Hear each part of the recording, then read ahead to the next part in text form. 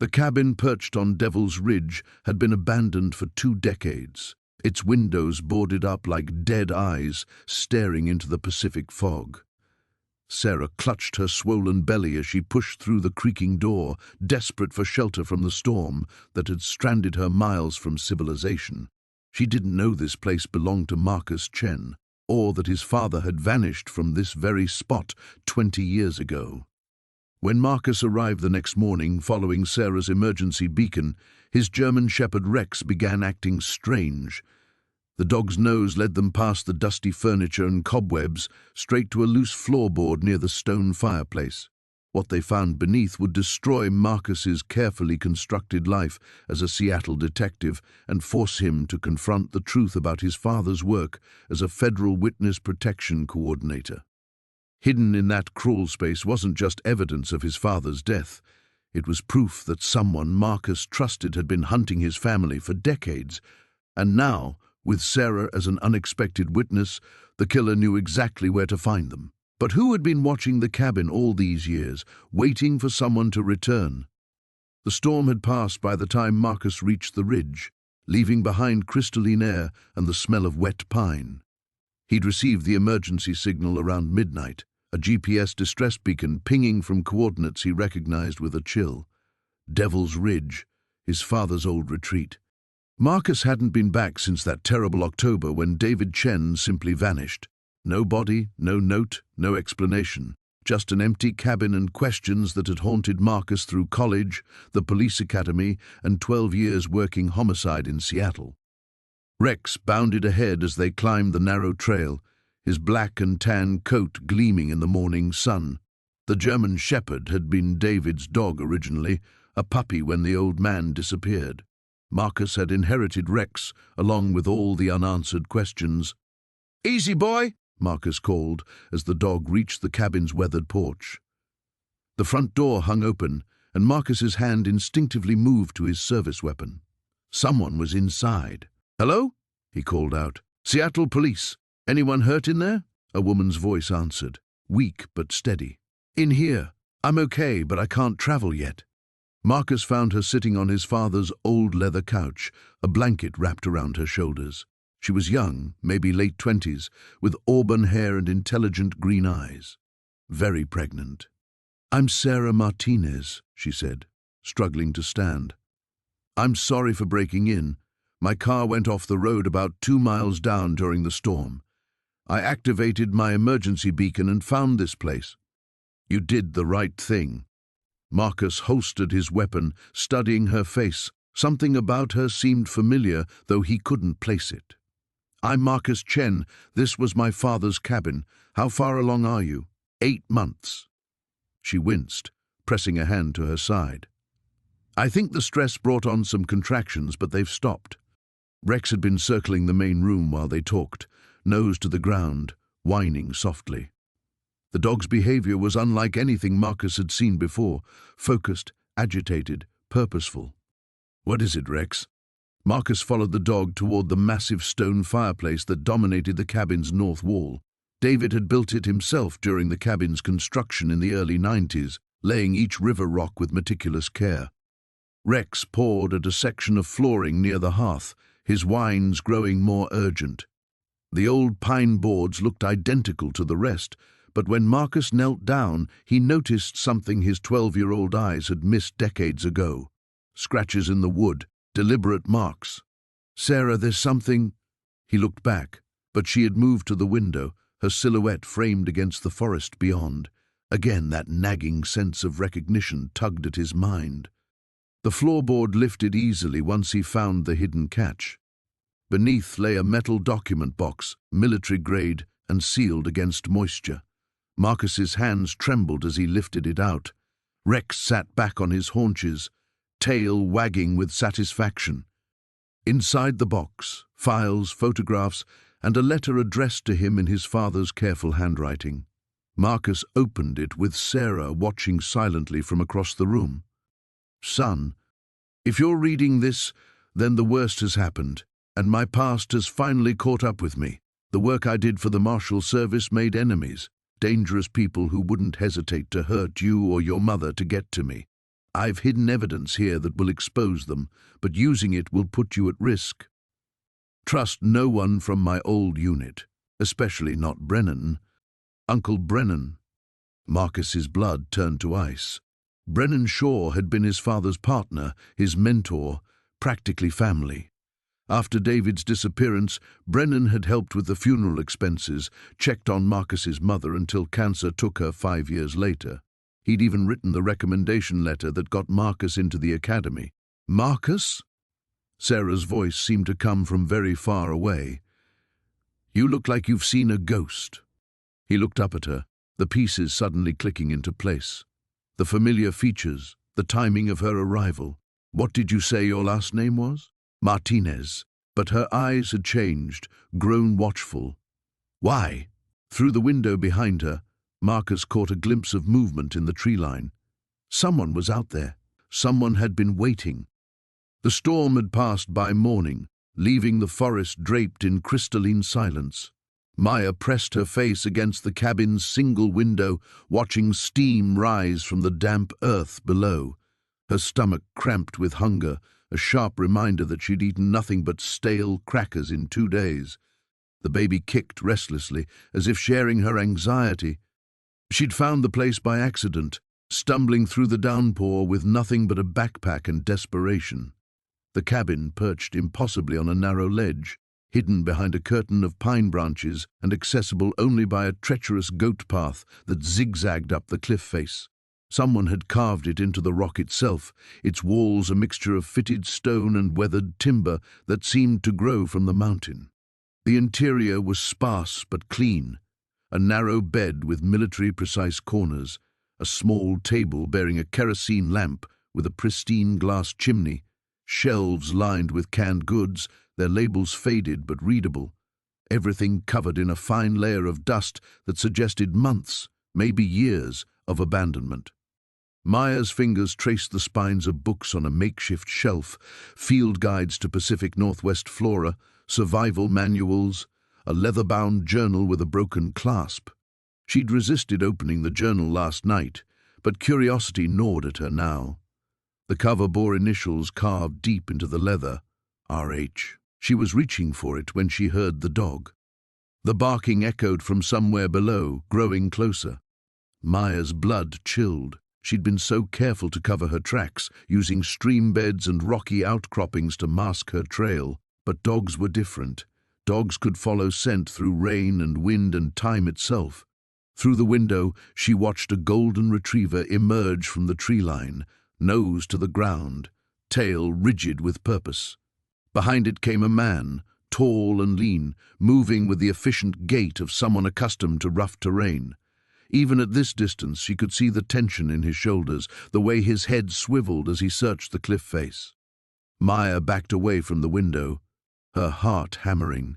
She'd run from the city, from Marcus and his promises that had turned to threats, from the suffocating weight of choices that weren't really choices at all. She'd thought the mountains would hide her until she could figure out what came next. But she'd been naive. There was nowhere left to run, especially not from this precarious perch. The dog's barking grew more insistent. She heard the scrape of boots on stone, the rattle of loose rocks cascading down the cliff. He was climbing. Maya pressed her back against the door, though she knew it wouldn't hold against a determined man. Her eyes swept the cabin for another exit, but there was none. This place was a dead end, a trap she'd walked into willingly. Minutes crawled by. The sounds below grew closer, more deliberate. She heard the man's voice now, low and encouraging, speaking to the dog in tones that suggested patience rather than aggression. It should have been reassuring, but Maya had learned not to trust gentle voices. A knock came at the door. 3 measured raps. "Hello?" The voice was younger than she'd expected, roughened by cold air and exertion. "I know someone's in there.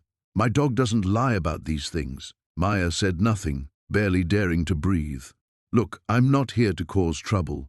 This place belongs to my family. I just want to understand how you found it." Family. The word hung in the air like a challenge. Maya glanced again at the journal with its carved initials, at the careful way everything had been arranged and preserved. Someone had loved this place enough to maintain it, even in absence. "I'm pregnant," she called through the door, the words tumbling out before she could stop them. "I'm not dangerous. I just needed shelter." Silence stretched between them, broken only by the dog's continued sniffing around the doorframe. "Are you hurt?" the man asked finally. "No, just tired. My name's Jake Holloway. This cabin belonged to my father. He disappeared 20 years ago." A pause. "I've been looking for answers ever since." Maya's hand moved instinctively to her belly. 20 years. Whatever story this place held, it was older than her current troubles, deeper than her immediate need for safety, but perhaps that made it safer too. Ancient secrets had less power to destroy than fresh ones. She moved to the window again and saw him clearly for the first time. Dark hair escaped from under a wool cap, and his face held the kind of weathered honesty that came from spending more time with mountains than people. The dog sat beside him, tongue-lolling, patient as stone. "The door isn't locked," she said. The morning light filtered through the cabin's grimy windows, casting long shadows across the dust-covered floor. Elena stirred on the makeshift bed she'd created from old blankets, her hand instinctively moving to her swollen belly. The baby had been restless all night, as if sensing her unease about this place. She sat up slowly, wincing at the stiffness in her back. Through the window, she could see the storm had passed, leaving behind a crystalline world of snow-laden pine branches and pristine white drifts.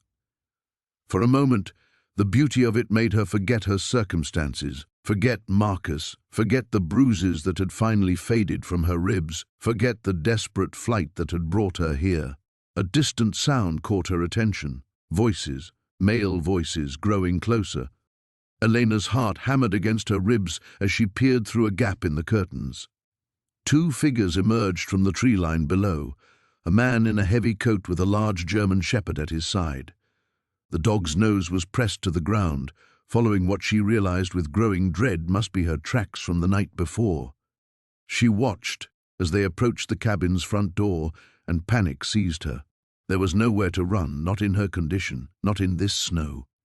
Her fingers trembled as she smoothed down her hair and tried to compose herself. The knock, when it came, was firm but not aggressive. "Hello? Anyone in there?" I saw smoke from the chimney. Elena took a shaking breath and opened the door to find herself face to face with a man in his late 30s, his dark eyes filled with concern rather than threat. The dog sat obediently at his heel, its intelligent gaze fixed on her. "I'm sorry," she began, the words tumbling out. "I know I'm trespassing. I just needed shelter from the storm. I can leave right now. I'll—" "Hey, slow down." His voice was gentle, reassuring. "You're pregnant. You shouldn't be out here alone." He studied her face, and she saw the exact moment he noticed the fading yellow bruise near her temple that her hair hadn't quite concealed. His expression darkened, but not with anger directed at her. "I'm Jake Morrison. This is Bear." The dog's tail thumped once against the snow. "Are you hurt? Do you need help?" The kindness in his voice nearly undid her. When was the last time someone had asked if she needed help without expecting something in return? "Elena," she managed. "Elena Santos. And I think I'm okay, for now." Jake nodded slowly. "This cabin, it belonged to my father. Has for years, though nobody's used it in—" He trailed off, his brow furrowing as he looked past her into the dim interior. "Actually, that's strange. I came up here to check on things after the storm, maybe do some repairs before winter really sets in. But from the outside, it looked like someone had been maintaining it." Elena stepped aside to let him enter, grateful when he didn't immediately ask her to leave. Jake moved through the small space with familiarity, but there was something puzzled in his movements. "This is weird," he muttered, running his hand along the mantelpiece. "Last time I was here, maybe 6 months ago, this place was falling apart, roof leaking, windows broken. Now look at it." Elena followed his gaze around the room. Now that she could see it in daylight, she realized he was right. Despite the dust and disuse, the cabin was structurally sound. The windows were intact, the roof showed no signs of leaks, and the fireplace drew perfectly. The firewood was already stacked, she offered quietly. And there were matches in the kitchen drawer. Jake's frown deepened. He moved to a small writing desk in the corner that Elena hadn't noticed in the darkness. On its surface sat a coffee mug, and when he picked it up, his face went pale. "What is it?" Elena asked. Instead of answering, Jake pulled open the desk drawer. Inside were papers, a pen, and a pair of reading glasses that looked decades old but well cared for. Bear had wandered over to sniff around the base of the desk, his behavior suddenly alert and focused. "My father disappeared 20 years ago," Jake said slowly, his voice strained. "Went hunting one day and never came back. We searched for weeks, months. The police said he probably fell into a ravine or got lost in a blizzard." He held up the mug, and Elena could see his hands were shaking slightly. This was his favorite coffee cup. "My mother threw out all his things years ago, but I remember this one." Bear's whining drew their attention. The dog was pawing at something near the back corner of the room, behind a tall bookshelf. "What is it, boy?" Jake knelt beside the dog, following his gaze. "There's something back here. Elena, can you help me move this shelf?" Together they shifted the heavy bookcase, revealing a narrow gap in the wall, not quite a door, but an opening that had been carefully concealed. Bear immediately pushed his nose into the space, his tail rigid with excitement or alarm. From within the hidden space came the unmistakable scent of old paper and something else. Something that made Bear bark sharply and Jake's face drain of all color.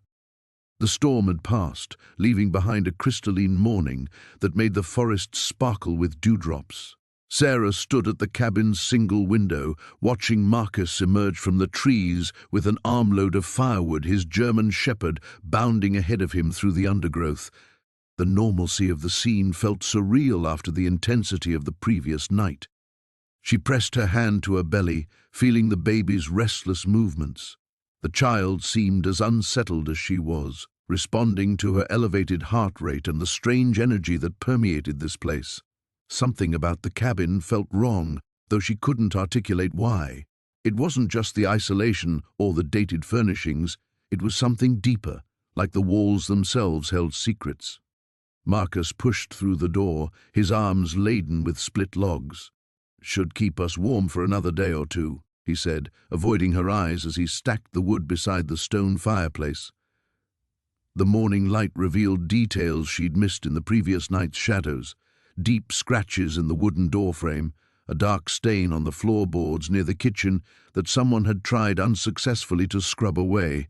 "Marcus," she began carefully, "how well did you know your father?" His movements stilled. A log slipped from his grip, clattering to the floor. "What kind of question is that?" "I just meant, he never told you about this place?" "My father told me a lot of things. Most of them turned out to be lies." The bitterness in his voice surprised her. "He said he was going on a business trip, said he'd be back in a week." Marcus straightened, his jaw tight. "That was 20 years ago. I was 8. Sarah felt a chill that had nothing to do with the morning air. He just left, disappeared. One day he was there teaching me to tie fishing knots and promising to take me camping. And the next?" Marcus shrugged, but the gesture was anything but casual. "My mother waited 2 years before she had him declared dead. I spent those 2 years thinking he'd come back, that he was just late, that something had delayed him." Rex had been sniffing around the cabin's perimeter, but now he approached the back wall with particular intensity. His hackles raised slightly, and he began to whine, a low, urgent sound that made both humans turn toward him. "What is it, boy?" Marcus called, but the dog continued his focused investigation of what appeared to be solid log construction. Sarah moved closer to examine the wall. "There's something different about this section," she said, running her fingers along the wood grain. "The logs don't quite line up with the rest." Marcus joined her, and together they traced the inconsistency. What had appeared to be seamless construction revealed itself as something else entirely, a carefully concealed panel so expertly hidden that only the dog's superior senses, had detected the anomaly. "How did Rex know?" Sarah whispered. "Dogs can smell things that happened years ago, especially if—" Marcus trailed off, his face pale. "Especially if something died here." Rex's whining intensified, and he began pawing at a specific spot near the floor. Marcus knelt beside his dog, pressing his ear to the wall. "There's definitely a space back here. Empty." Sarah's heart hammered against her ribs. Every instinct screamed at her to leave, to grab her things and walk away from whatever revelation waited behind that hidden panel. But Marcus was already working his fingers along the edges, searching for a mechanism or lever. "Maybe we shouldn't," she started. A soft click interrupted her protest. The panel swung inward on hidden hinges, revealing a narrow space that had been sealed from light and air for years. The smell that emerged was musty and wrong, carrying notes of decay that made Rex back away with a sharp bark. Marcus reached into the darkness and withdrew a canvas messenger bag, its leather strap cracked with age. With trembling fingers, he opened the main compartment and pulled out a wallet, several manila folders, and a small tape recorder that looked like it belonged to another era. "David Holloway," he read from the driver's license, his voice barely audible. This was my father's." Sarah watched him rifle through the folders, his expression shifting from confusion to horror as he processed what he was seeing. Bank statements, correspondence with names she didn't recognize, and photographs, dozens of black and white photographs that showed people in what appeared to be compromising or dangerous situations.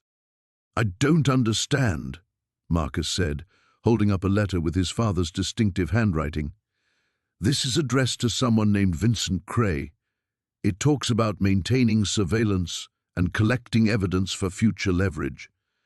Rex had returned to the hidden compartment and emerged with something clenched gently in his jaws, a small digital device that looked far more modern than anything else they'd found. Marcus took it with shaking hands.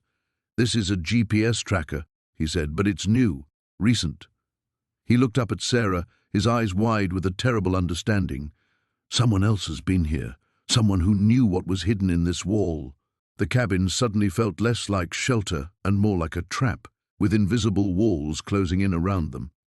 The morning light filtered through the cabin's grimy windows, casting long shadows across the dusty floor where Elena had spent a restless night.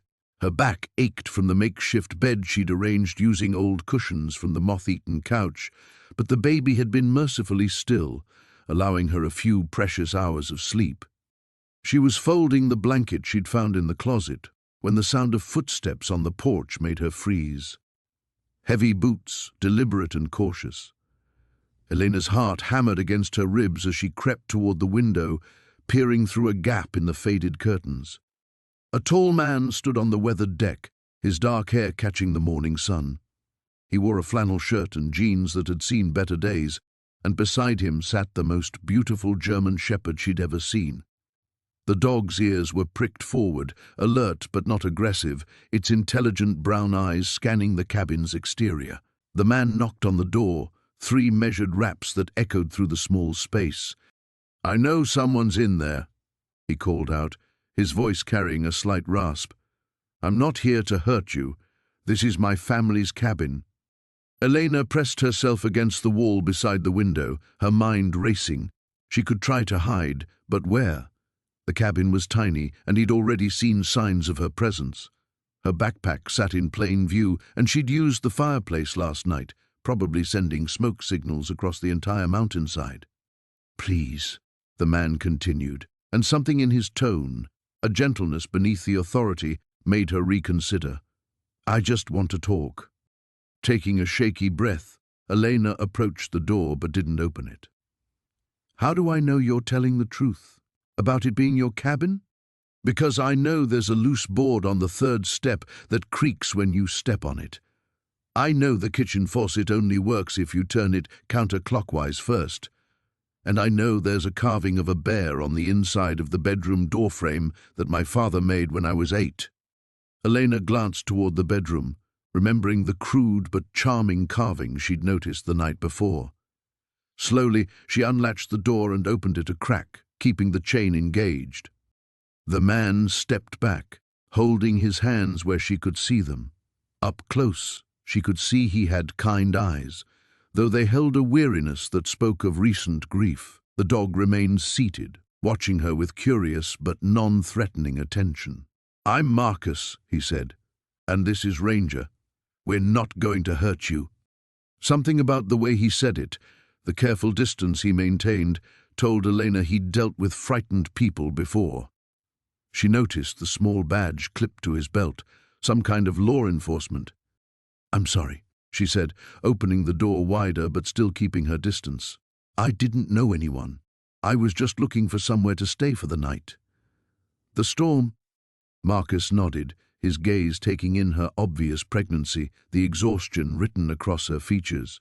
"You don't need to apologize. The cabin's been empty for years." He paused, and something shifted in his expression. "Can I ask, how did you find this place? It's not exactly on any hiking maps." Elena wrapped her arms around herself, suddenly aware of how she must look. Rumpled clothes, unwashed hair, the desperate edge that clung to people with nowhere else to go. "I was just walking, following the old trail markers. I saw the roof through the trees and thought maybe—" "The trail markers," Marcus repeated slowly. "You followed them up from the main path?" "Yes. There's a whole series of them carved into trees. They lead right to your front door." Marcus exchanged a look with Ranger, and Elena caught something that passed between them, a communication she didn't understand. The dog whined softly and nudged against his owner's leg. "Those markers," Marcus said carefully. "My father put those up when I was a kid, but they should have grown over by now, or faded. That was more than 20 years ago." "They looked fresh," Elena said, confused by the strange tension in his voice. The cuts in the bark were clean, like they'd been recently maintained. Marcus was quiet for a long moment, staring past her into the cabin's dim interior. When he spoke again, his voice had changed, becoming harder, more focused. "Would you mind if I came in? I need to look around." He must have seen the alarm in her eyes because he quickly added, "You're welcome to stay. I'm not trying to kick you out. But something's not right here, and I need to understand what's been happening." Elena stepped aside, watching as Marcus entered the cabin where he'd apparently spent childhood summers. But instead of nostalgia, she saw only growing unease in his features as he surveyed the space. Ranger followed, immediately beginning to sniff around the perimeter of the room with the methodical intensity of a working dog. Whatever they were looking for, Elena had the sinking feeling that her desperate search for shelter had stumbled into something much larger and more dangerous than a simple property dispute. The storm had passed, leaving the forest crystalline and still. Elena stood at the cabin window, watching droplets fall from pine needles like scattered diamonds. Her hand rested on her belly, feeling the baby's gentle movements, a reminder that she couldn't stay hidden forever. "You're thinking about leaving," Marcus said from behind her. It wasn't a question. She turned to find him sitting at the small wooden table, his father's journal open before him. Dark circles shadowed his eyes. He'd been reading all night, piecing together fragments of a life he'd never known. "The storm's over," Elena replied carefully, "and you have your answers now." Marcus laughed, but there was no humor in it. "Answers? I have more questions than when we started." He gestured at the journal's yellowed pages. "According to this, my father wasn't the man who raised me. He wasn't even my biological father." Elena moved closer, drawn despite herself. She'd caught glimpses of the journal's contents, sketches of plants, detailed notes about soil composition, and scattered references to the boy and keeping him safe. "What do you mean?" Marcus ran his fingers through his hair. "There are entries here about finding an abandoned infant during one of his botanical expeditions. A baby left in the woods, probably by someone who couldn't care for it." His voice cracked. "That baby was me." The revelation hung between them like morning mist. Elena sank into the chair opposite him, her mind racing. "But you said you looked like him." "I thought I did, but look at this." Marcus flipped to a page near the back of the journal. He wrote about teaching me to see the forest the way he did, about how I had an unnatural connection to the wilderness. He thought maybe it was genetic, that whoever my real parents were, they shared that same bond with nature. Elena studied the flowing handwriting, noting how it grew increasingly erratic in the later entries. When did he write this? The dates suggest it was right before he disappeared. And there's something else. Marcus turned several pages, revealing a crude map sketched in the margins. He marked locations throughout these mountains, places where he found evidence of other people living off the grid. He was looking for my birth parents. A chill ran down Elena's spine. Did he find them? I think so. And I think that's why he never came home. Bear, who had been sleeping by the cold fireplace, suddenly lifted his head. His ears pricked forward, alert to something beyond human perception. A low growl rumbled in his throat. Marcus closed the journal immediately. "What is it, boy?" The dog padded to the door, whining softly. Elena felt her pulse quicken. Could be wildlife. But Marcus was already moving, checking the window's view of the forest. No, Bear knows the difference between animals and people. He grabbed his jacket from a peg by the door. "Stay here, Marcus. Wait." But he was already outside, following Bear into the tree line. Elena watched them disappear into the shadows between towering pines, her heart hammering against her ribs. The silence that followed felt oppressive, pregnant with unseen threats. Minutes crawled by. Elena found herself studying the journal Marcus had left behind, flipping through pages filled with meticulous observations about plant life and weather patterns. But scattered throughout were more personal notes, worries about providing for a son who wasn't his blood, fears about the secrets he was keeping, and growing paranoia about being watched.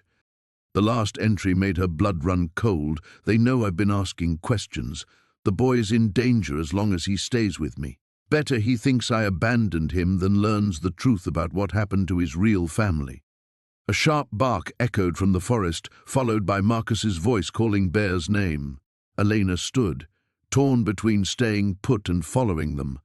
The baby kicked hard as if sensing her distress. Another bark, this one closer. Elena saw movement through the trees, Marcus and Bear returning, but something was wrong. Marcus's face was pale, his movements urgent. He burst through the door, breathing hard. "We need to leave. Now. What did you find?" Marcus grabbed their few belongings, stuffing them into his pack with shaking hands. "A campsite. Recent. Someone's been watching this place." He paused, meeting her eyes, and they left something behind. A photograph. He pulled a wrinkled picture from his pocket. Elena's breath caught in her throat. It showed a much younger Marcus, maybe 8 or 9 years old, standing beside the man she assumed was his adoptive father. But the photo had been marked with red ink, circles drawn around both figures.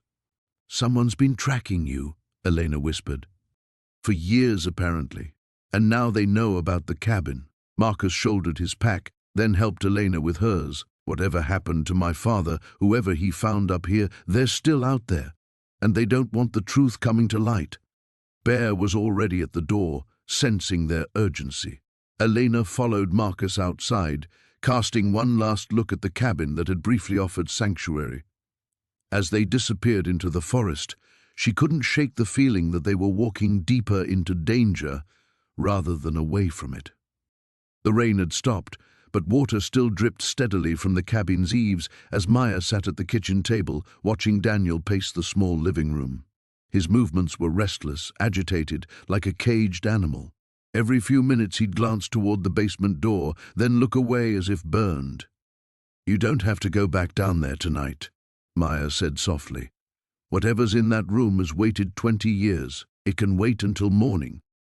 Daniel stopped pacing and turned to face her.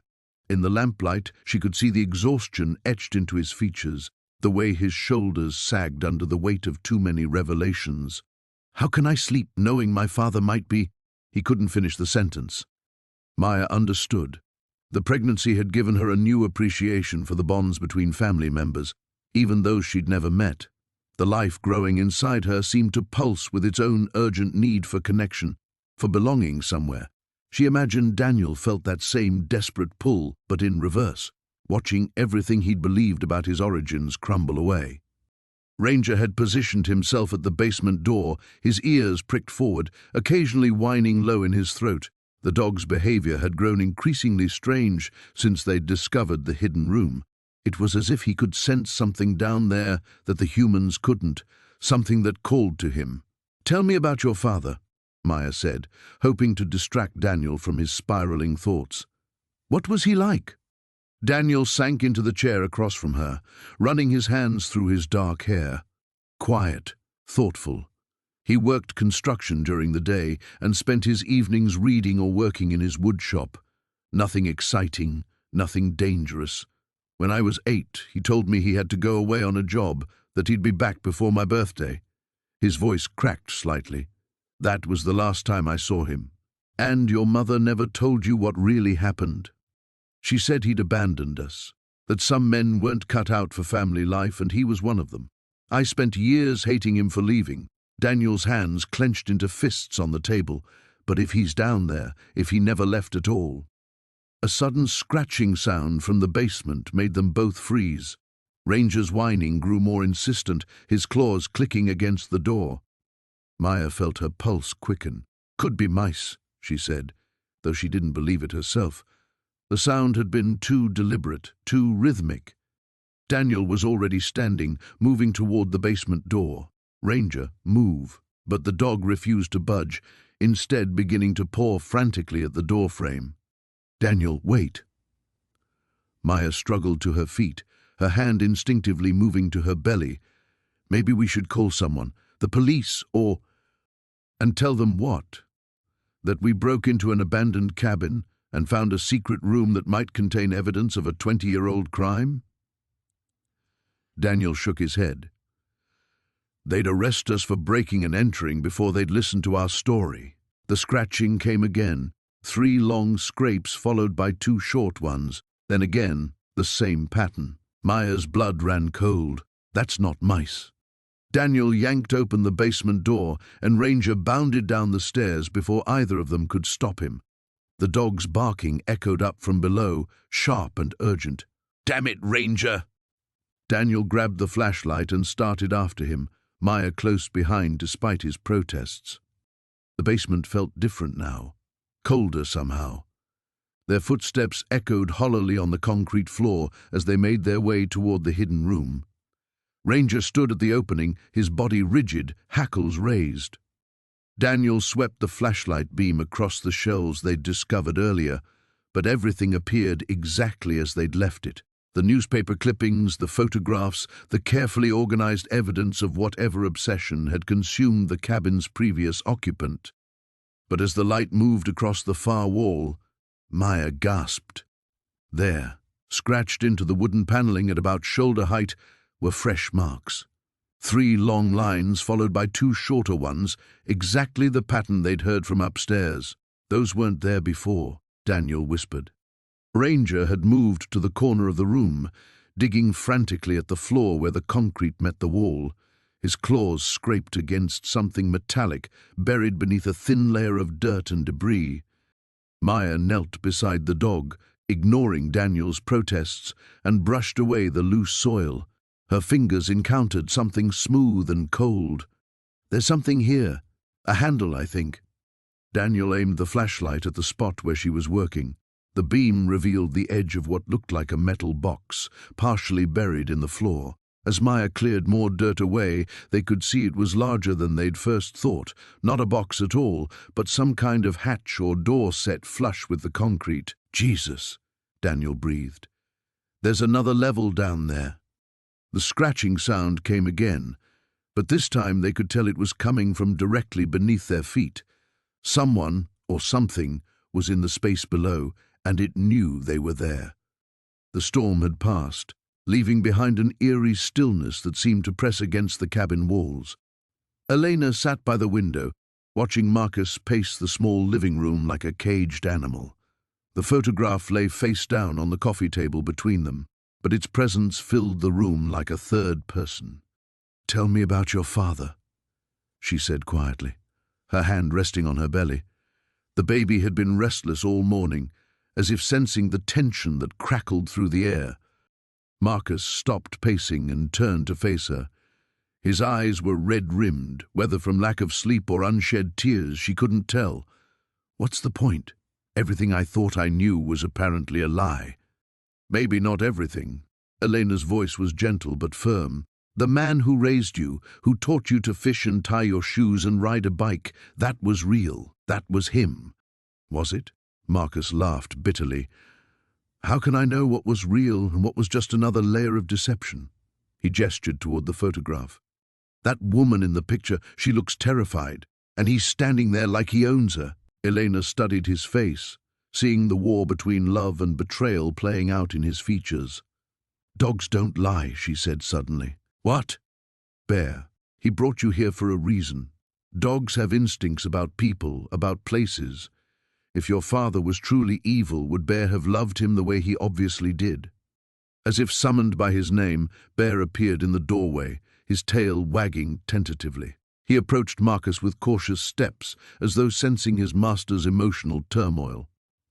When Marcus didn't respond, the dog pressed his wet nose against his hand. There's something else, Marcus said after a long moment. Something I haven't told you.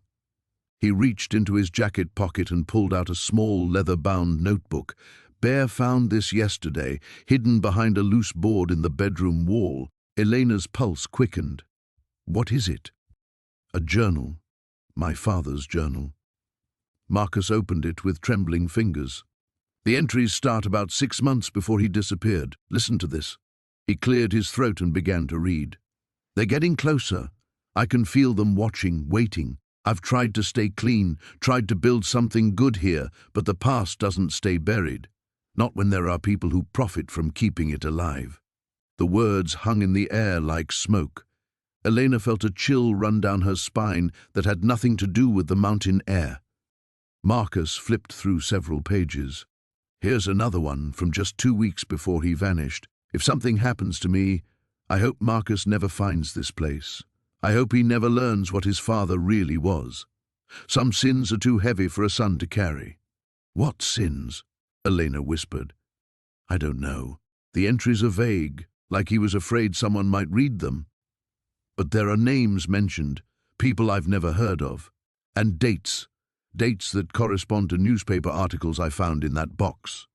Bear suddenly lifted his head, his ears pricked forward. A low growl rumbled in his chest, and he padded toward the front door. Marcus immediately closed the journal and stuffed it back in his pocket. What is it, boy? Marcus whispered. But Elena was already struggling to her feet, her heart hammering against her ribs. Through the window, she could see movement in the trees below. Someone was climbing the path to the cabin. No, multiple someones. 3 figures in dark clothing, moving with the careful precision of people who didn't want to be seen. We need to leave, Marcus said, his voice tight with urgency. Now, who are they? Elena grabbed her coat with shaking hands. How did they find us? I don't know, but I'm not waiting around to ask. Marcus was already moving toward the back door, Bear at his heels. There's an old hunting trail that leads down the backside of the mountain. It connects to the main road about 3 miles south. Elena followed him, her mind racing. The timing couldn't be coincidental. They'd been here for 2 days without incident, and now, just hours after discovering the photograph and journal, strangers were approaching the cabin with obvious stealth. As they slipped out the back door, Elena caught a glimpse of the lead figure through the trees. Even at a distance, something about his purposeful stride sent ice through her veins. This wasn't a random hiker or lost tourist. This was someone who knew exactly where he was going and what he expected to find. The hunting trail was narrow and treacherous, made worse by the previous night's rain. Elena had to concentrate on every step, trusting Marcus and Bear to guide her through the maze of fallen logs and slippery rocks. Behind them, she could hear the distant sound of the cabin door being forced open. Whatever secrets the cabin held, whatever truth Marcus's father had died protecting, someone else was willing to kill for it too. The rain had stopped, but the silence that followed felt heavier than the storm itself. Elena sat by the dying fire, watching Jake pace the small cabin like a caged animal. He'd been moving restlessly for the past hour, running his hands through his hair, occasionally stopping to stare at the photographs scattered across the table. "I keep thinking about what my mother told me," Jake said finally, his voice hoarse. "She said he left us, just packed up one day and walked away because he couldn't handle the responsibility of a family." Elena shifted uncomfortably, her hand instinctively moving to her belly. The baby had been active since the storm passed, as if sensing the tension in the room. "Maybe she was trying to protect you." "Protect me from what? The truth?" Jake picked up one of the photographs, his father standing beside the cabin, looking younger than Jake remembered him ever being. "He was murdered, Elena. Someone killed him and buried him under his own cabin, and my mother let me grow up thinking he abandoned us." Bear whined softly from his position by the door, his ears perked toward the forest beyond. The dog had been restless too, occasionally scratching at the floorboards near the back corner of the room. Elena had noticed it, but hadn't mentioned it, unsure if it meant anything. "Your mother might not have known," Elena offered gently. "If someone made it look like he left—" She knew. Jake's certainty was cold and absolute. "I called her while you were resting, asked her directly about the cabin, about why she never told me he owned property up here." He laughed bitterly. "You should have heard the silence." Then she started crying and hung up. Elena felt a chill that had nothing to do with the mountain air. "What are you going to do?" Before Jake could answer, Bear began pawing more frantically at the floor, a low whimper escaping his throat. Jake frowned and walked over to where the dog was digging. "What is it, boy?" Jake knelt down, running his hands over the wooden planks. "There's something here. The wood feels different." Elena struggled to her feet, curiosity overriding her exhaustion. "Different how?" "Newer, like these boards were replaced." Jake went to the small toolkit he'd found earlier and returned with a hammer. He worked the claw end between the planks, prying them up with careful precision. The first board came away easily, too easily. The second and third followed, revealing a rectangular cavity carved into the subflooring. Inside, wrapped in what looked like an old tarp, was a metal box. Jake's hands trembled as he lifted it out. The box was heavy, about the size of a shoebox, with a simple latch that opened at his touch. Elena moved closer, peering over his shoulder as he lifted the lid. Inside were bundles of letters tied with string, several cassette tapes labeled with dates from 20 years ago, and at the bottom, a small leather journal. Jake reached for the journal first, his breath catching as he recognized his father's handwriting on the first page. "If something happens to me," Jake read aloud, "I want Jake to know the truth about why I had to disappear." His voice broke on the last word. Elena sank back into her chair, the weight of the revelation settling over them both. He knew he was in danger. Jake flipped through the pages, scanning his father's words. He was investigating something. Something big enough to get him killed. He stopped at a page filled with names and dates, some crossed out in red ink. "Look at this. He was tracking payments, meetings. This looks like some kind of corruption network." Bear had calmed down now that the box was retrieved, but he remained alert, watching the door as if expecting someone to arrive. Elena found herself glancing toward the windows, suddenly aware of how isolated they were. "Jake, maybe we should leave. Take the box and go to the police in town." But Jake was absorbed in the journal, turning pages with growing intensity. He mentioned someone called the Shepherd. Says this person was the head of everything, the money laundering, the cover-ups, even having people killed who asked too many questions. Did he know who it was? Jake reached the final entry, dated just 3 days before his father's official disappearance. His face went pale as he read the last lines silently. "What does it say?" Elena pressed. Jake looked up at her, his eyes wide with shock and something that might have been horror. He figured it out. He knew who the shepherd was. His voice dropped to barely above a whisper. "Elena, according to this, my father arranged to meet the shepherd here at the cabin. He was going to confront them. And the person he was supposed to meet, the person who likely killed him." Jake's voice failed him completely. Elena waited, her heart pounding as she watched the truth destroy everything Jake thought he knew about his life. The storm had passed, leaving behind an eerie stillness that made every sound amplified in the thin mountain air. Elena sat by the window, watching Thomas pace the cabin's main room like a caged animal. His father's journal lay open on the makeshift table, its yellowed pages revealing secrets that had festered in darkness for 2 decades. "Read again," Thomas said, his voice hoarse from hours of questioning everything he thought he knew about his family. Elena's fingers trembled as she turned to the entry dated 3 days before Harold Crane's disappearance. October 15th, 1983. Margaret knows. I can see it in her eyes when she looks at me across the dinner table, the way she holds Tommy closer, as if she's protecting him from me. But how can I explain that the money was never supposed to be permanent, that I only took it to save the mill, to save our workers' jobs? My mother knew he was embezzling. Thomas stopped pacing, his hands clenched into fists. She knew, and she never said anything. Elena continued reading, her voice barely above a whisper. "The federal investigators are getting close. Bill Henderson from the bank called this morning. They'll be here by the end of the week. I can't let them destroy Margaret and Tommy's future. I can't let them lose the house, their security, everything I was trying to protect." Through the window, Elena watched Duke sniffing around the area where they found the journal, his nose pressed close to the disturbed earth. The dog had been restless since the discovery, whimpering and pawing at spots around the cabin as if he sensed something beyond human perception. "There's more," Elena said, turning the page. October 16th. "I've made my decision. The cabin will be my sanctuary until I can figure out how to make this right. I've stocked enough supplies to last months if necessary. Margaret thinks I'm going to Portland for business. She kissed me goodbye this morning, and I could taste the sadness on her lips." Thomas sank into the worn armchair, his head in his hands. 20 years I believed he abandoned us, that he was a coward who ran when things got difficult.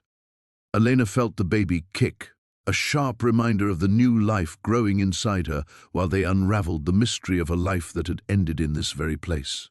She placed a protective hand over her belly, wondering what secrets her own child might one day uncover about her choices, about the father who would never know of their existence.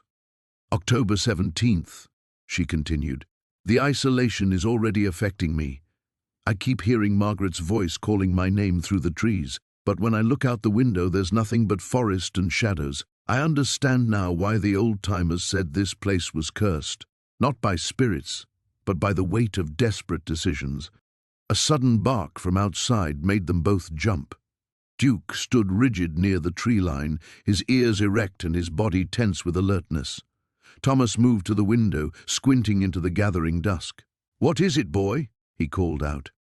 The dog began digging frantically at a spot roughly 10 feet from where they'd found the journal.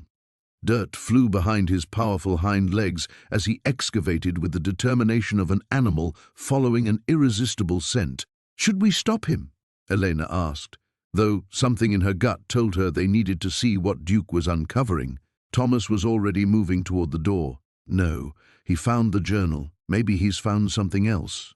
They made their way outside, Elena moving carefully over the uneven ground. The air carried the fresh scent of rain-washed pine and something else, something stale and earthy that made her stomach clench with unease. Duke had dug a hole nearly 2 feet deep when his claws struck something solid. The sharp scraping sound of metal against metal echoed through the clearing. Thomas dropped to his knees beside the hole and began carefully clearing away the remaining dirt with his hands. "It's a metal box," he said, his voice tight with anticipation and dread. "Like a safety deposit box."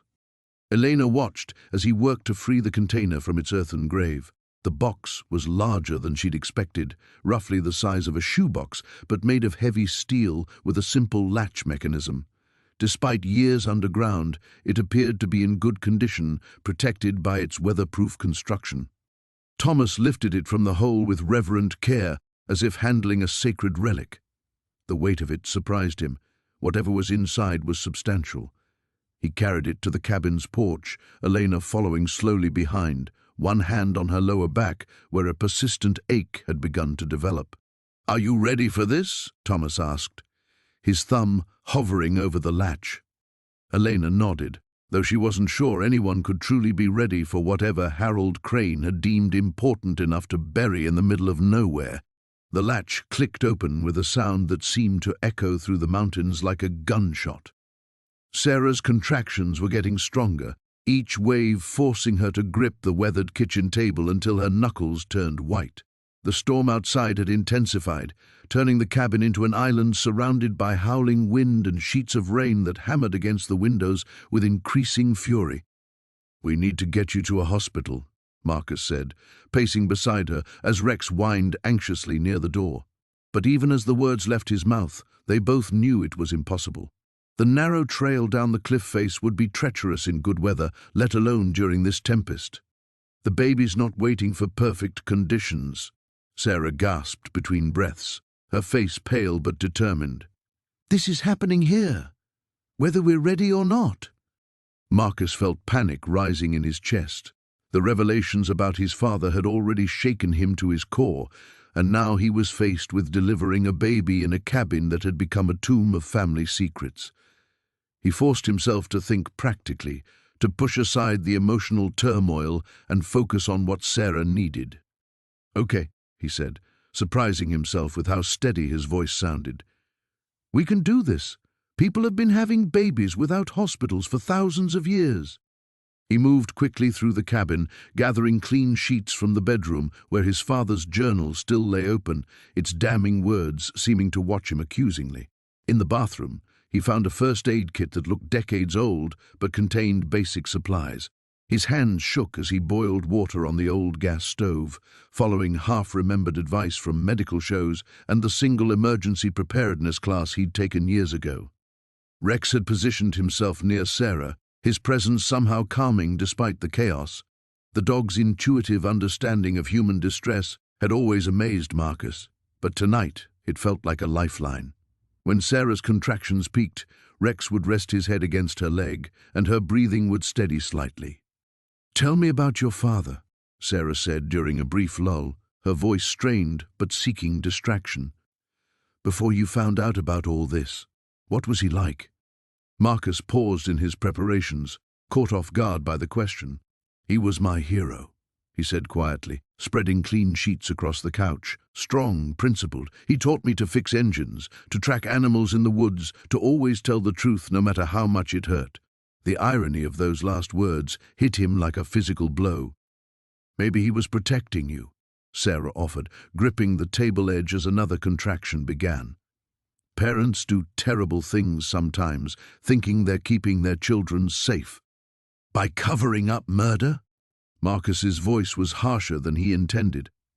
"By letting everyone think Jacob Watson just vanished into thin air? His family never had closure, Sarah.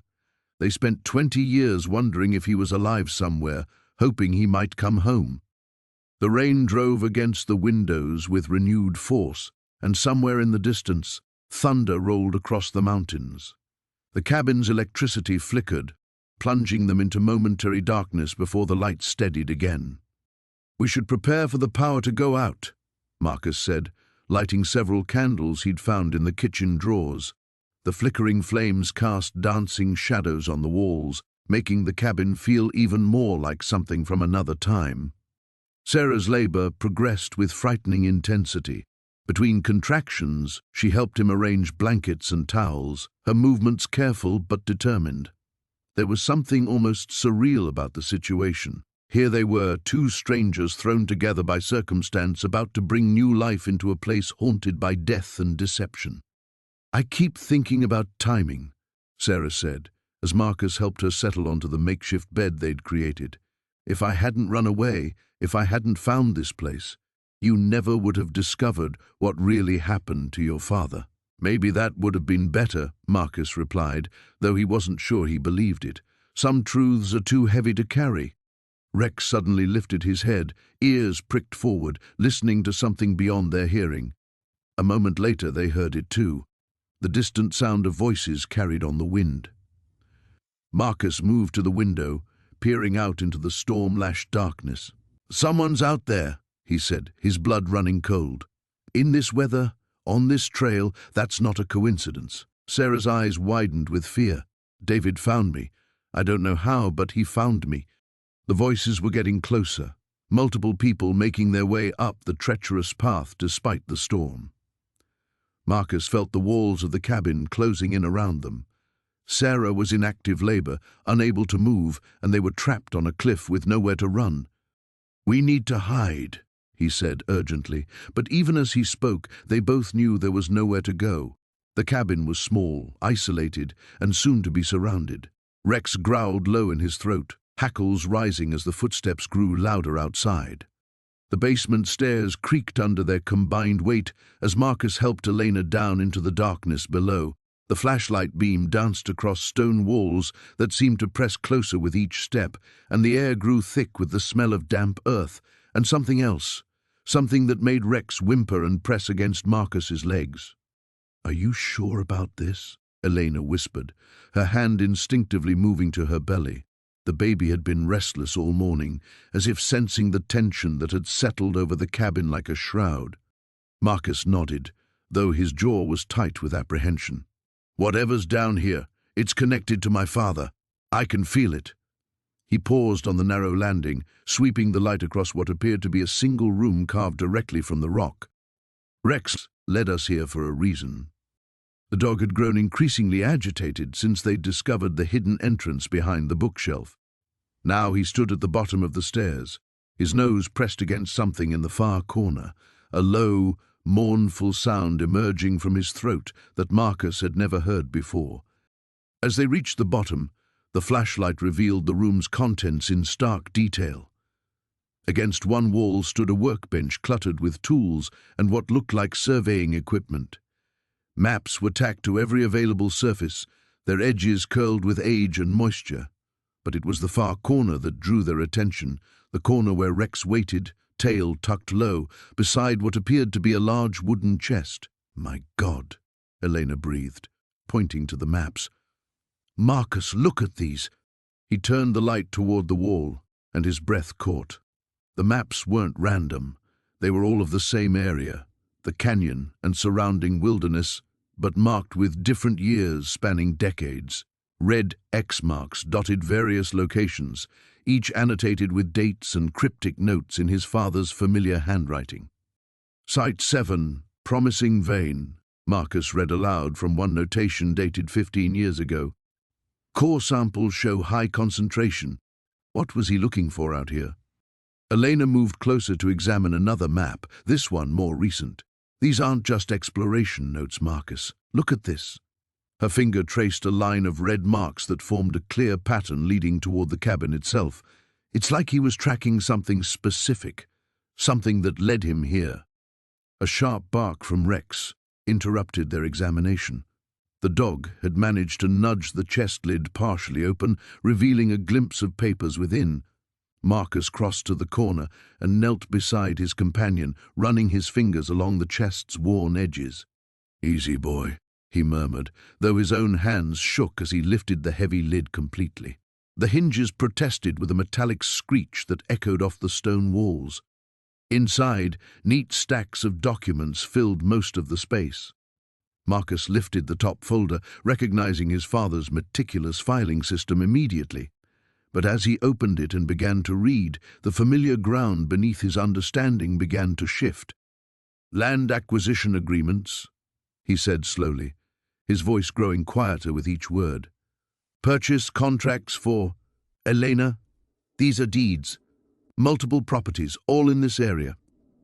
He flipped through page after page of legal documents, each bearing his father's signature. He wasn't just exploring out here, he was buying land. Lots of it. Elena lowered herself carefully onto a wooden crate, studying Marcus's face in the flashlight's glow. Buying it for what? Marcus continued reading, his expression growing more troubled with each document.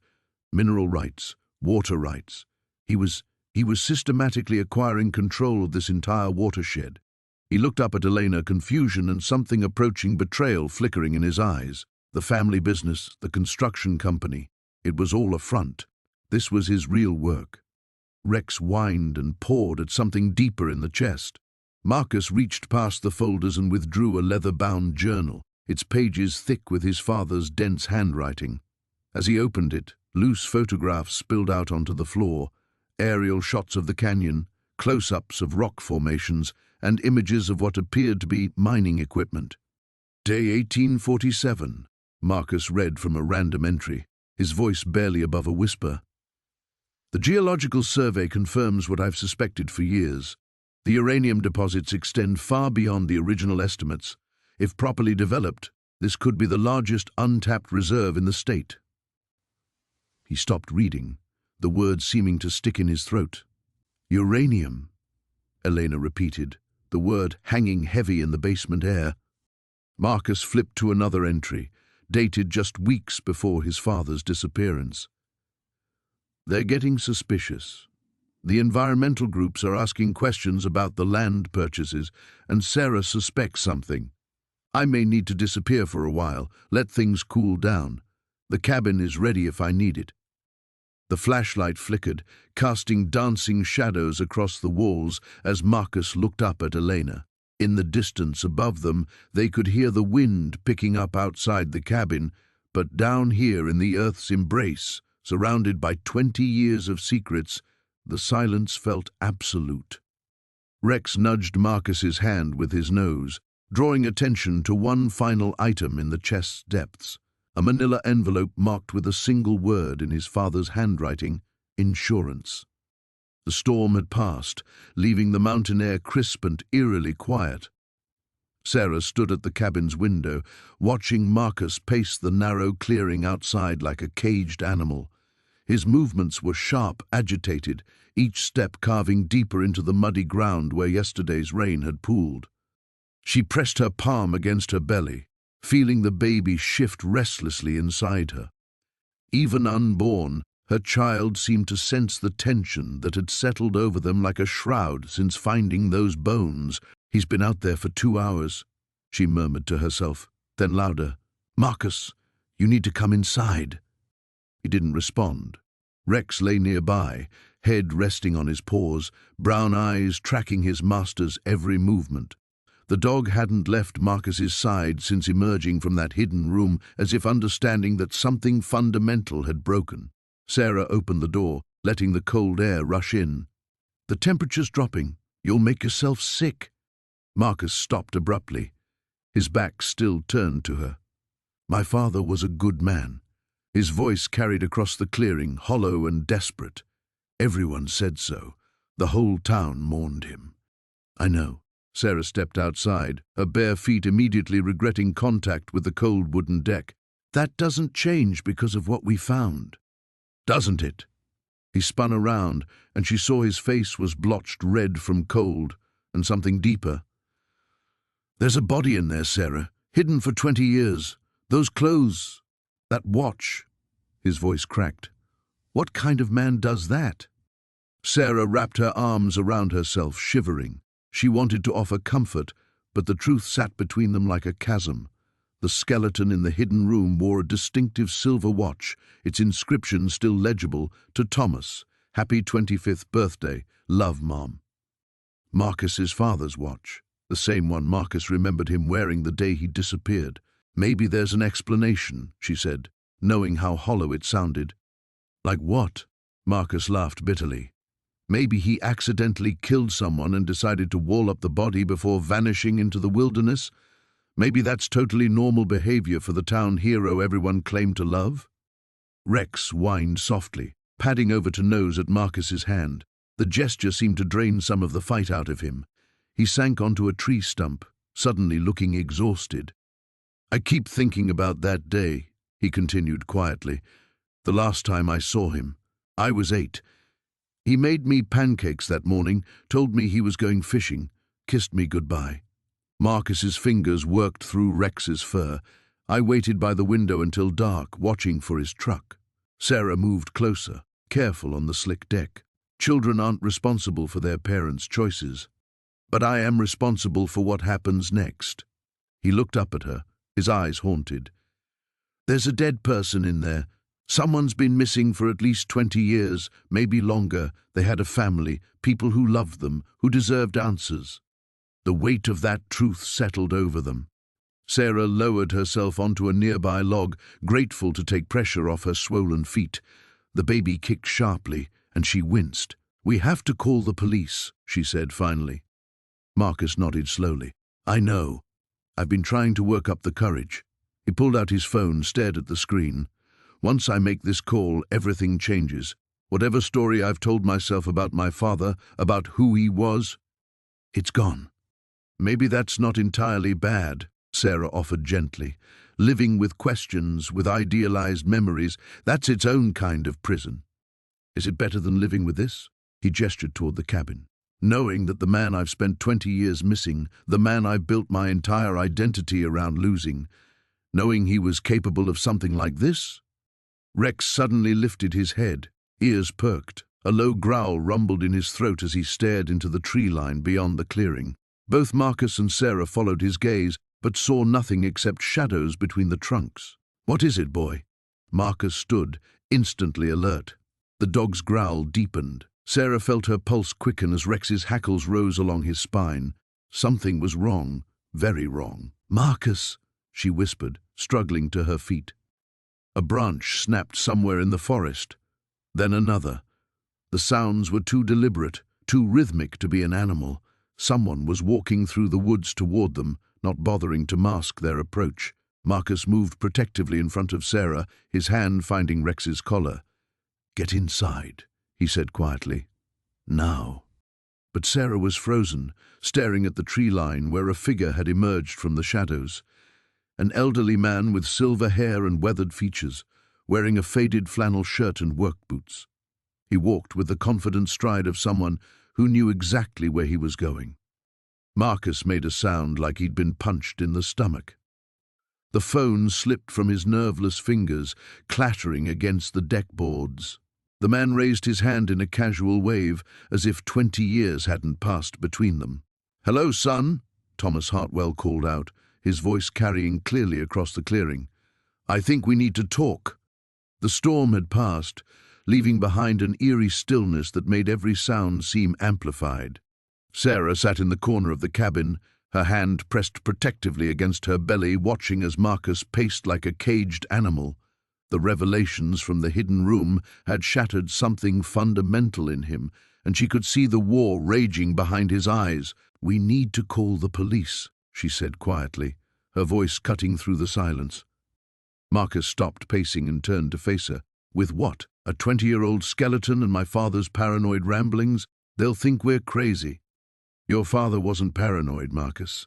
He was scared. Someone killed that person and buried them under his cabin. Someone who knew he'd discovered the truth." Rex padded over to Marcus, sensing his distress, and pressed his massive head against his owner's leg. Marcus absently scratched behind the dog's ears, but his gaze remained fixed on the floor where they'd found the hidden entrance. "The journal mentioned meetings," Sarah continued. "People coming and going at night. Your father was documenting something bigger than just one murder." "A drug operation," Marcus said flatly. "That's what you're thinking, isn't it? That this place was some kind of way station for smugglers and Dad stumbled onto it." Sarah nodded slowly. "It would explain the isolation, the careful hiding of this place. And if your father threatened to expose them, they killed him too." Marcus's voice cracked slightly. 20 years I've been telling myself he just walked away, that he was a coward who couldn't handle responsibility. But he died trying to do the right thing." The weight of that realization settled over them both. Outside, the wind picked up again, rattling the windows and reminding them of how vulnerable they were in this remote location. "Marcus," Sarah said carefully, "what if they're still using this place?" He looked at her sharply. "What do you mean?" "The cabin was maintained. Someone's been keeping it up, keeping it ready. What if we're not just looking at old crimes? What if we've walked into the middle of something that's still happening?" Before Marcus could respond, Rex's head snapped up, his ears pricked forward. A low growl rumbled in his chest as he moved toward the front window. Marcus felt his blood turn cold. "Stay down," he whispered to Sarah, moving to peer carefully through the curtains.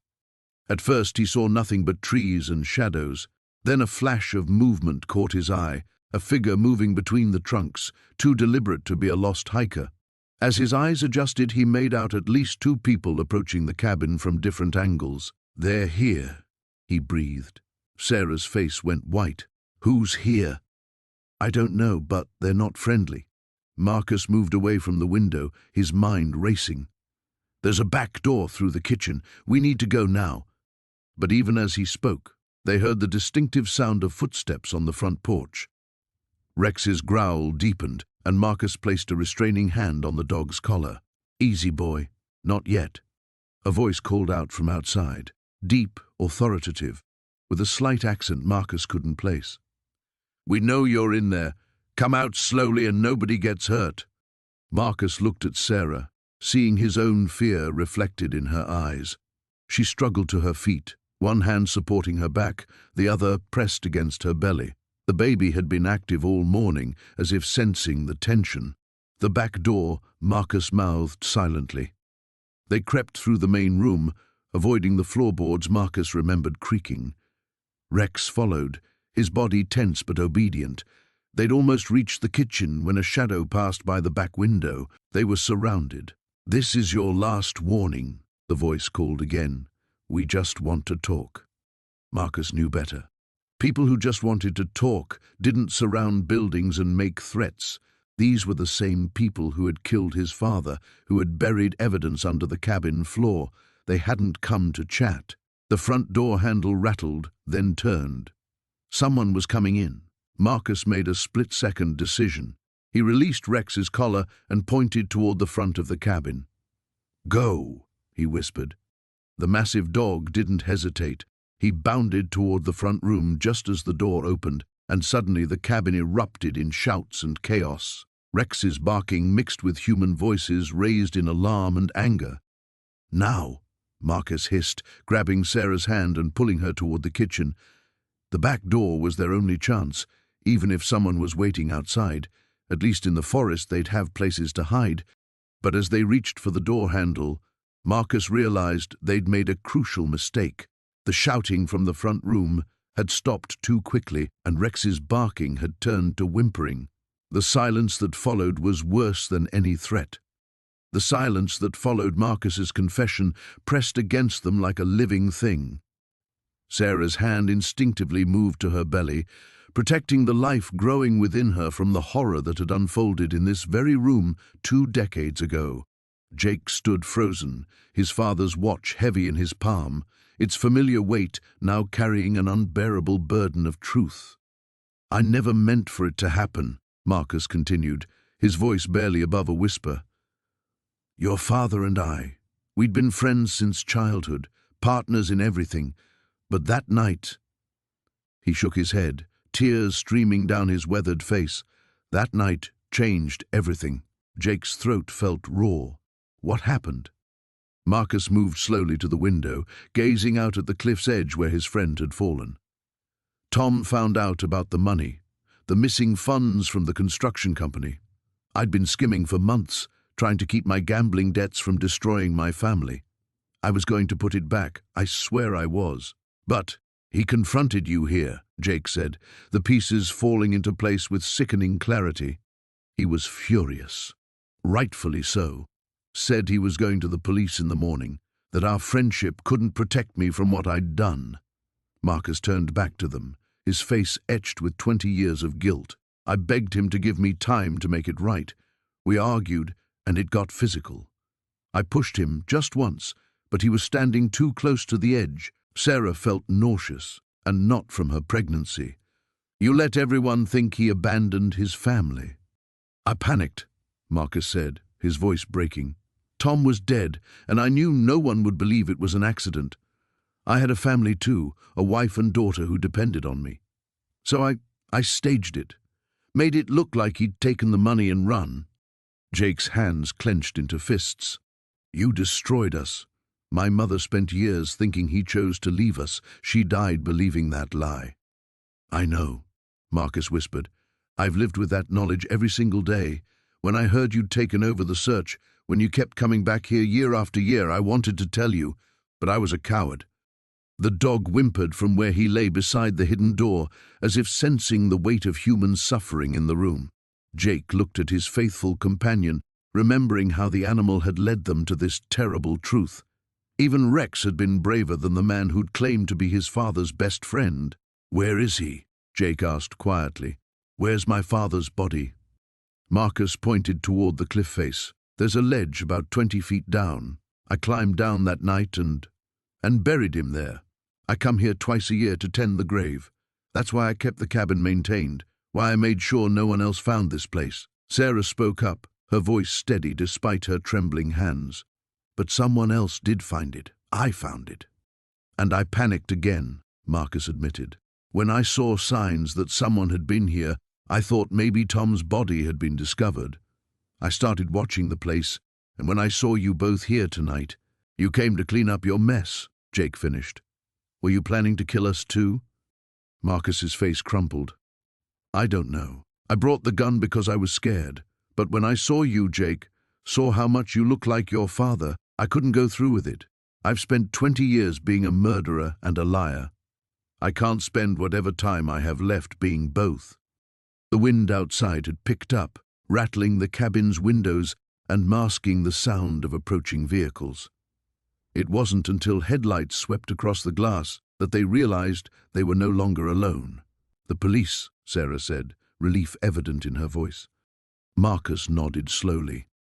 "I called them before I came here tonight, left a message confessing everything. I suppose they traced my phone."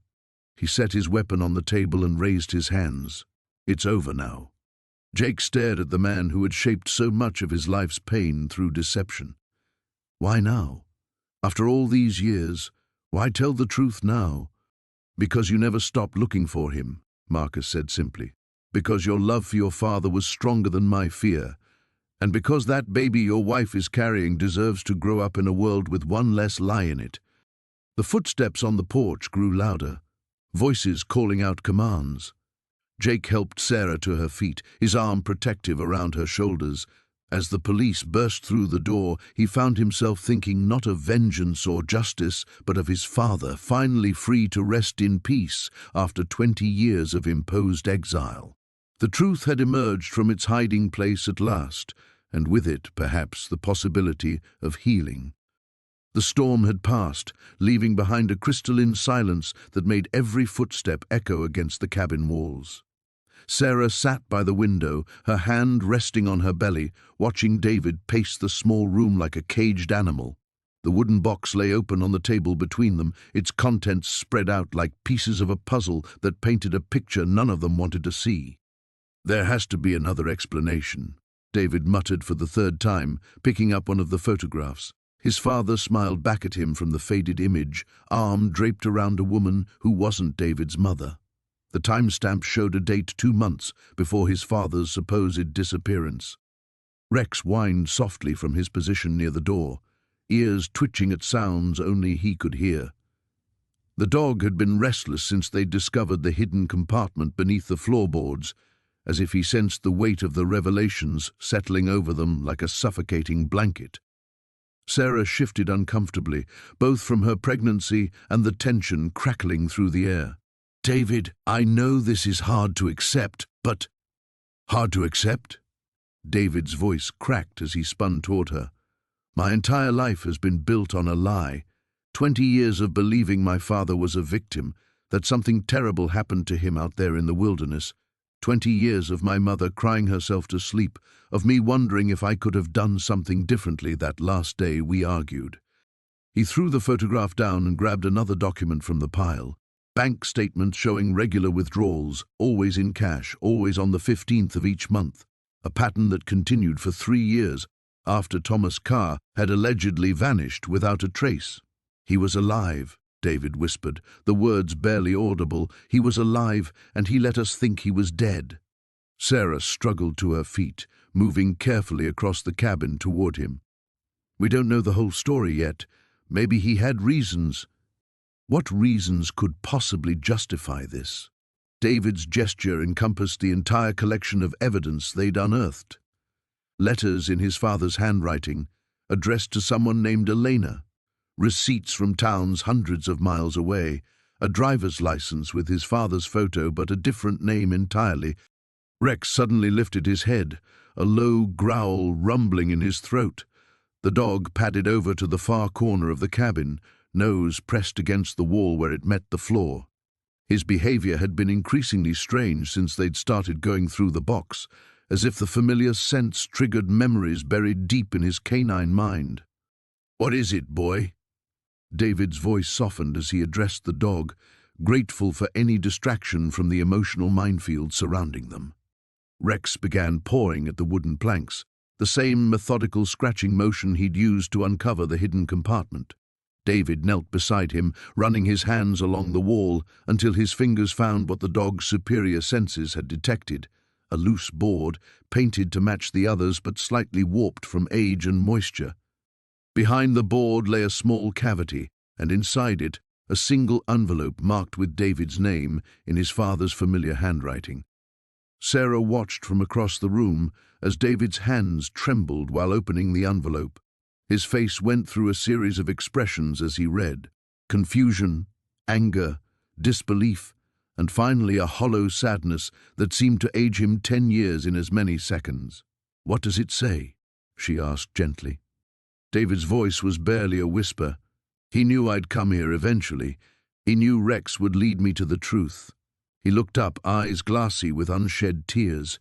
"He says he had to disappear because of something he'd gotten involved in, something dangerous. He couldn't risk it following him home to us." "What kind of something?" "He doesn't say specifically, just mentions people who don't forgive or forget, and debts that couldn't be paid in money." David's hands shook as he continued reading. "He says staying dead was the only way to keep Mom and me safe." Rex had settled beside David, pressed against his leg as if offering comfort. The dog's presence was grounding, a reminder that some loyalties transcended even the deepest betrayals. "There's more," David continued, his voice growing stronger. "He says if I'm reading this, it means either enough time has passed or something's happened to him. Really happened this time." David looked up at Sarah, fear replacing the anger in his eyes. He left instructions, places to look, people to contact. He says there might still be danger. Outside, the wind began to pick up again, rattling the cabin windows. Sarah felt a chill that had nothing to do with the weather. They'd come here seeking shelter and answers, but each revelation only led to deeper mysteries and greater dangers. Rex lifted his head suddenly, ears perked toward the door. In the distance, barely audible over the wind, came the sound of an engine making its way up the mountain road. The wooden floorboards groaned under Marcus's weight as he knelt beside the skeletal remains, his hands trembling as they hovered over the tattered fabric that had once been his father's favorite flannel shirt. 20 years of wandering, of sleepless nights and unanswered questions, and here lay the truth in a hidden room beneath the cabin he'd walked past countless times during his searches. "Dad," he whispered, the word barely audible in the stale air. Behind him, Sarah shifted against the wall, her pregnancy making it difficult to find comfort on the cold floor. Rex had settled beside the remains, his nose twitching as he processed scents that told stories Marcus could only imagine. The dog's discovery of the loose floorboard had led them here, to this makeshift tomb that someone had hoped would never be found. "Marcus," Sarah said softly, "we need to call the police." He nodded absently, his eyes scanning the small space. It was more than just a hiding place. It was a shrine to secrecy. Scattered around his father's body were documents, photographs, and what appeared to be surveillance equipment from decades past. His father hadn't simply vanished during a hiking trip. He'd been living a double life. Marcus picked up a manila folder with shaking fingers.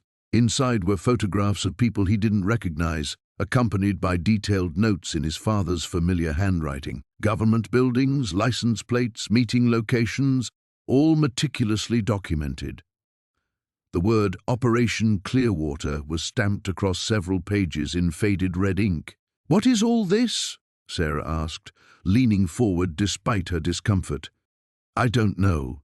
Marcus flipped through more pages, finding bank statements under false names, correspondence with officials whose signatures were illegible. and maps marking locations across 3 states. It's like he was investigating something, or someone was investigating him. A loose photograph caught his attention. An image of his mother, much younger, standing beside a man Marcus didn't recognize. They were both wearing what looked like military uniforms, though the insignia had been scratched out. On the back, his father had written, "Elena knew. She always knew." The revelation hit him like a physical blow. His mother, who had spent years crying herself to sleep, who had hired private investigators and never stopped hoping for his father's return, she had known something about his disappearance. The grieving widow act, the endless vigils, the way she'd encouraged Marcus to keep searching even when logic suggested his father was dead. "Sarah, look at this." He handed her the photograph. She studied it carefully, her brow furrowed. "Your mother was in the military? She always said she worked in administration. Nothing important." Marcus's voice carried a bitter edge. Another lie. Rex suddenly lifted his head, ears perked toward the cabin above. The sound of a car door slamming echoed through the floorboards, followed by heavy footsteps on the porch. Marcus and Sarah exchanged glances, both thinking the same thing. They hadn't heard anyone drive up the mountain road. "Marcus!" a woman's voice called from above. His mother's voice. His blood turned to ice. She was supposed to be 300 miles away, in the city, managing the family business. There was no reason for her to be here, at this abandoned cabin that supposedly meant nothing to their family. "Stay quiet," he mouthed to Sarah, gathering the most crucial documents and shoving them into his jacket. The footsteps moved across the cabin floor above them, deliberate and searching. "I know you're here, son. Your car's outside." Marcus heard something in his mother's tone that he'd never noticed before, a calculated coldness that chilled him more than the underground air. This wasn't the gentle, grieving woman who had raised him. This was someone else entirely. The footsteps stopped directly above their hiding spot. Marcus held his breath, one hand protectively extended toward Sarah, the other resting on Rex's back. The dog remained perfectly still, sensing the danger. 20 years, his mother's voice continued, though she seemed to be talking to herself now. 20 years I've kept his secrets buried. And now you have to go digging where you don't belong. A new sound reached them, metal scraping against wood. She was moving something heavy across the floor above, and Marcus realized with growing horror that she might be barricading the entrance to their hiding place. Sarah grabbed his arm, her eyes wide with panic. The baby chose that moment to kick, and she pressed her lips together to stifle a gasp of pain. "I tried to protect you from the truth," his mother called down, her voice now clearly directed at their hiding spot. "I raised you to be better than him. But blood tells, doesn't it? You just couldn't leave well enough alone." Marcus stared at his father's remains, at the evidence of secrets that had cost one life already, and understood with crystalline clarity that they were in immediate danger. His mother, the woman who had tucked him into bed every night, who had taught him to drive, who had been his anchor through every storm, was capable of murder, and she was standing directly above them, holding all the keys to their survival. The morning sun filtered through the cabin's cracked windows as Marcus sat beside Elena's hospital bed, her hand warm in his. She'd been unconscious for 2 days since they'd airlifted her from the mountain, but the doctors assured him both she and the baby would be fine. Dark circles shadowed her eyes, and her face was pale against the white pillow, but she was breathing steadily. Rex lay curled at the foot of the bed, his muzzle resting on his paws. The hospital had made an exception for the dog who'd saved 2 lives and helped solve a 20-year-old murder case. Detective Morrison entered quietly, closing the door behind her. "The lab results came back," she said, pulling up a chair. "The remains are definitely your father. DNA confirmed it, and the bullet fragments match the gun we found with Harrison's body." Marcus nodded, feeling a strange mixture of grief and relief. After 2 decades of wondering, he finally knew what had happened to David Chen. His father hadn't abandoned the family. He'd died trying to protect a terrified young woman from a predator. "There's more," Morrison continued. "We found Harrison's journals in his apartment, detailed accounts of his activities. Your father wasn't his first victim, and Claire wasn't going to be his last. David Chen died a hero, Marcus." Elena's eyes fluttered open as Morrison spoke the last words. She blinked slowly, focusing first on Marcus, then on the detective. "The baby?" she whispered, her voice hoarse. "Safe," Marcus said immediately, squeezing her hand. "You're both safe now." Elena's other hand moved to her belly, relief flooding her features. "Harrison?" "Dead," Morrison said simply. "He won't hurt anyone ever again." Over the next hour, Morrison filled in the remaining pieces of the puzzle. Harrison had been living under various aliases for 20 years, moving from place to place, always staying ahead of suspicion. He'd returned to the area 6 months ago, drawn back to the cabin where he'd hidden David's body, possibly to move the remains before development in the area made discovery more likely. Claire's murder had been weighing on him, Morrison explained. According to his journals, killing your father changed something, made him more reckless, more violent. Claire fought back harder than he expected, and neighbors heard the struggle. He had to run before he could dispose of her body properly. Elena listened with growing horror. He would have killed me too, and my baby. If Marcus and Rex hadn't found you when they did, yes, Morrison agreed, but they did. Your father's dog led his son right to you, Marcus. It's almost like David was still trying to protect people, even after all these years. When Morrison left, Marcus and Elena sat in comfortable silence. Rex had moved closer, sensing Elena was awake, and she scratched behind his ears with her free hand. "What will you do now?" Elena asked eventually. Marcus had been thinking about that question for days. Mom deserves to know the truth. She's carried guilt about their marriage for 20 years, wondering if she'd somehow driven him away, and I need to give him a proper burial. What about the cabin? I'll tear it down. That place has seen enough suffering. He paused, watching Rex's tail wag slowly as Elena continued petting him. What about you? Do you have somewhere to go? Elena was quiet for a long moment. I have a sister in Portland. She's been asking me to move closer ever since... She trailed off, then continued. Since Jake became violent, I was too proud to admit I needed help. Pride can be dangerous, Marcus said, thinking of his own stubborn refusal to let go of his anger toward his father. The baby's due in 4 months, Elena said softly. I want to raise her somewhere safe, somewhere peaceful. Her? Elena smiled for the first time since he'd known her. I found out yesterday, a daughter. They talked until Elena grew tired again.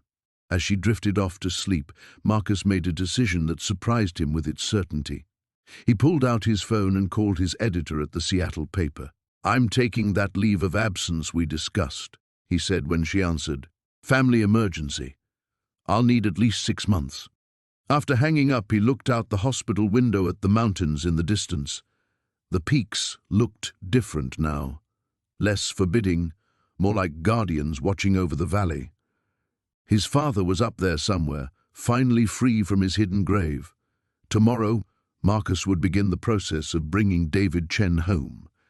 Rex lifted his head, amber eyes meeting Marcus's, with an intelligence that still amazed him.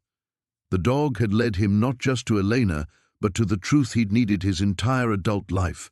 His father hadn't abandoned them. David Chen had died protecting someone who needed help, just as Rex had protected Elena. Some legacies, Marcus realized, were worth inheriting.